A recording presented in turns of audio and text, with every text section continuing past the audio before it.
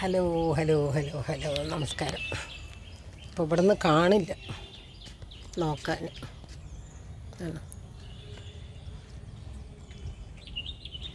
വെള്ളം പണ്ടത്തെ ഞങ്ങൾ കുളിച്ച സ്ഥലമാണിത്. ചെറുപ്പത്തിൽ നീന്തിയൊക്കെ ഒരുപാട് കളിച്ച ഒരു സ്ഥലം. ഓക്കെ, കൽപ്പടികൾ ഇതൊക്കെ വീഡിയോ പിടിക്കുകയാണെങ്കിൽ ആൾക്കാരുണ്ടെങ്കിൽ നമുക്കത് അവിടെ നിന്ന് അലക്കുകയോ കുളിക്കുകയോ ഒക്കെ ചെയ്യണ പോലെ എടുക്കാം. അതിന് യേശോ ചേച്ചിക്ക് അറിയൂല, എന്നാൽ അത് ഇത്തിരി എടുത്തേരിയെന്നെങ്കിലും പറയാം. വീഡിയോ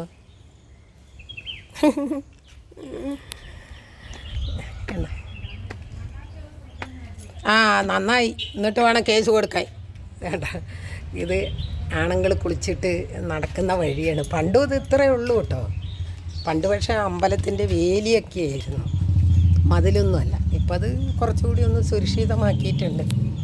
ഇത് ഞങ്ങളുടെ പണ്ടത്തെ വടക്കഞ്ചേരി ഗ്രാമം റോഡാണ്. അത് നേരെ തിരുവറയിലേക്ക് പോണ റോഡും കൂടിയാണ് ഇത്.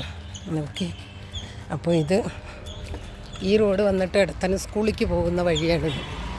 അവിടെ നിന്ന് അപ്പോൾ ഇതൊക്കെ എടത്തന സ്കൂളിലേക്ക് പോകുന്ന വഴിയാണ്. ഇത് ഗണപതിയും കോവിലാണ്, ചെറിയ പഴയ പട്ടന്മാരിൻ്റെ ഗണപതി അമ്പലമാണിത്.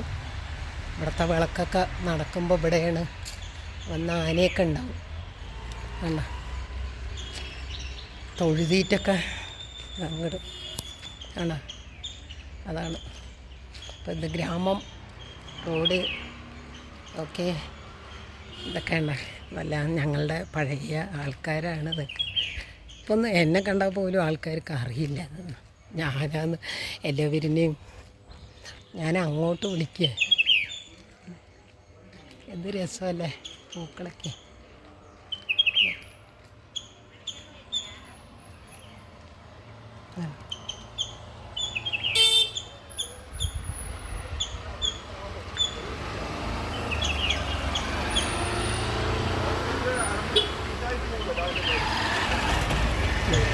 ഇത് ഗ്രാമർ റോഡ്. ഈ റോഡ് ഉണ്ടല്ലോ, ഈ റോഡ് തിരുവറയിലേക്ക് പോണ റോഡാണ് കേട്ടോ. അവിടെ നിന്ന് നേരെ ചീരക്കുഴിയൊക്കെ വരുന്ന ഭാഗമാണിത് ഈ റോഡ്. ഇത് എളുപ്പം വടക്കഞ്ചേരിക്ക് വരാൻ വേണ്ടിയുള്ളൊരു എളുപ്പം വഴിയും.